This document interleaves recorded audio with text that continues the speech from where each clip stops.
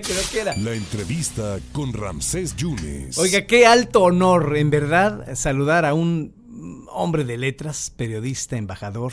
Nos está representando y muy bien, allá en la Santa Sede, en el Vaticano, embajador de México, el gran periodista, Premio Nacional de Periodismo, un gran cronista urbano y un hombre que, le digo sinceramente, está poniendo en alto el nombre de México. Don Alberto Barranco Chavarría, señor embajador, muchas gracias por la oportunidad. Muy buenas noches ya para usted, ¿cómo está? Buenas noches aquí en Roma, Ramsés, qué gusto saludarlos a ustedes y sobre todo al auditorio. Embajador, ¿cómo ha sonado allá en el Vaticano lo que hace algunas semanas se ha aprobado en México, lo que ha dicho, lo que ha determinado la Suprema Corte de Justicia de la Nación, donde no hay que criminalizar a ninguna mujer? No, ojo, no están incidiendo en el aborto, no lo están difundiendo, sino que están despenalizando el delito del aborto a las mujeres. ¿Cómo lo ha dicho el Vaticano? ¿Cómo lo ha tomado el Vaticano? ¿Cómo lo dice la Iglesia, embajador? Bueno, en realidad la Iglesia Católica desde siempre, y yo creo que hasta siempre, va a oponerse al aborto. Ellos consideran que la concepción se da desde el momento en que hay una fecundación. A partir de ese momento ya las células cobran vida, hay un alma del niño y finalmente, bueno, pues ellos nunca van a cambiar esta postura porque es la tradicional de la Iglesia Católica. Pero habría que ver los bemoles de esta situación, ¿no? En primer lugar, los tiempos han cambiado, la mujer ha cobrado un perfil mucho más dinámico, menos, digamos, más activo en la cuestión social, y hay un gran movimiento que se ha dado en muchos países. Y bueno, pues yo creo que aquí hay que definir los campos. La Suprema Corte, que fue criticada por los obispos en México, incluso uno de los cardenales de México dijo que pues algunos de los señores ministros son católicos y no es posible que vayan a la iglesia y aprueben este tipo de cosas. Yo creo que los señores ministros cumplen una función que es la de empatar la Constitución con las normas o leyes que se plantean. En este caso, bueno, pues ellos hicieron su tarea y creo que la Iglesia Católica debería hacer la suya en relación con, bueno, pues tratar de enseñarles a las mujeres el valor de esta situación para que no lleguen a ese extremo, es decir, que busquen las alternativas. Durante muchos años se habló de la cuestión del control natal.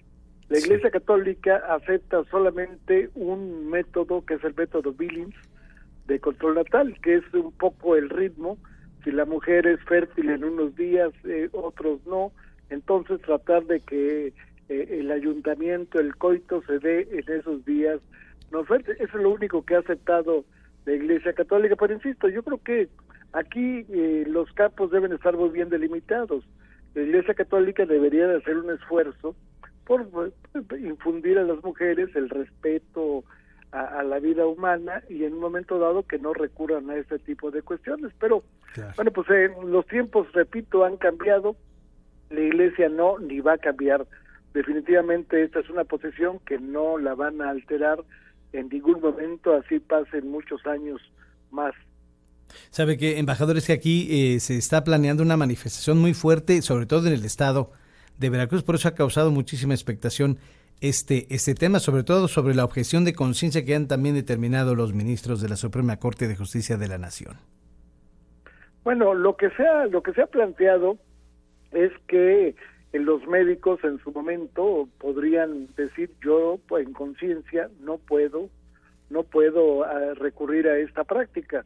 Y creo que la ley en este caso sí los protege. Si un médico en conciencia, bajo un determinado esquema de carácter legal, dice yo no puedo acceder a este tipo de prácticas, creo que está en su derecho. Creo que en ese caso estaría bien. Ahora, el problema de este tipo de manifestaciones es que vamos a tener un enfrentamiento. Por un lado hay mujeres que sienten que son dueñas de su cuerpo, que sienten que pues ellas tienen el derecho de decidir si tienen o no al niño. Repito, estamos hablando no de aborto, como usted lo dijo perfectamente. Claro. Estamos hablando pues de eliminar pues el producto cuando todavía no esté en plena gestación. Eso es lo de las 13 semanas que se maneja en la Ciudad de México. Ujú. Pero como quiera que sea, bueno, pues es un asunto de índole polémico. Seguramente si salen mujeres a defender el que no se den estos abortos, habrá otras mujeres que digan sí queremos que se dé legalmente, y entonces se podría producir un choque. Señor embajador, ¿cómo ve a México el Papa Francisco? Ya ve con esta crisis humanitaria, con los haitianos pasando por el río Bravo. ¿Cómo lo está viendo? ¿Qué es lo que dice de México el Papa? Bueno, el Papa tiene un concepto, desde luego esa es parte fundamental de su propio apostolado, de su propio ejercicio del pontificado, de mantener un trato humanitario a todo tipo de personas sin distinción de credos ni razas. Esto ha distinguido a este Papa, que el Papa habla de una cultura del encuentro, en donde gente de diversas formas de pensamiento, gente de diversos colores, gente de diversas incluso idiomas, se puedan entender, se puedan en alguna forma fraternizar. Eso lo ha dicho el Papa insistentemente. En ese marco, bueno, pues sí, se defiende la cuestión de los migrantes, pero también la Iglesia Católica entiende que tiene que haber un punto en donde la migración no se vuelva un asunto de carácter explosivo, porque finalmente son los países los que expulsan a la gente al no darles oportunidad de trabajo. Creo que eso debe de armonizarse frente a la responsabilidad de los países de ofrecerle trabajo a la gente, ofrecerle la posibilidad de salir adelante, y al mismo tiempo los países que reciben ese tipo de gente tengan un trato humano con ellos.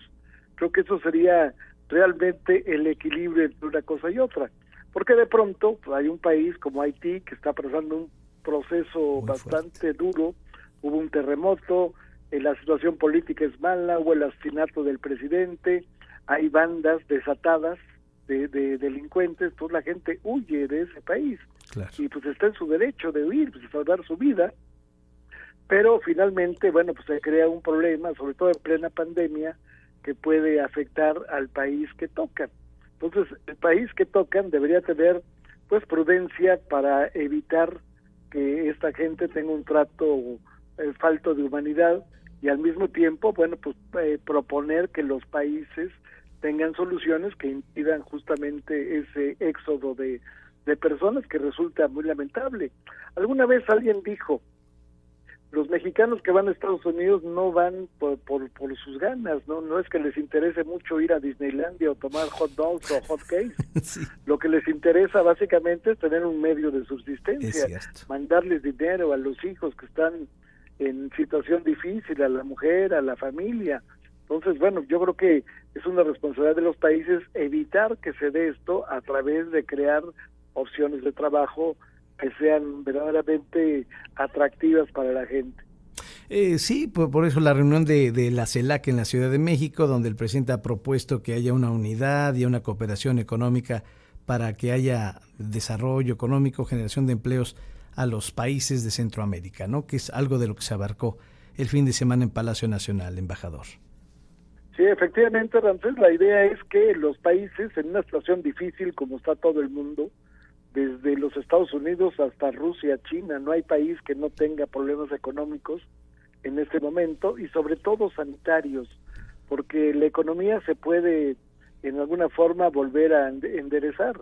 Lo que no se puede enderezar es la vida humana. Claro. Entonces, para que haya realmente un flujo de un nuevo entorno en donde volvamos a ser normales, bueno, pues se requiere que haya cooperación. Es cierto. El Papa lo ha dicho, y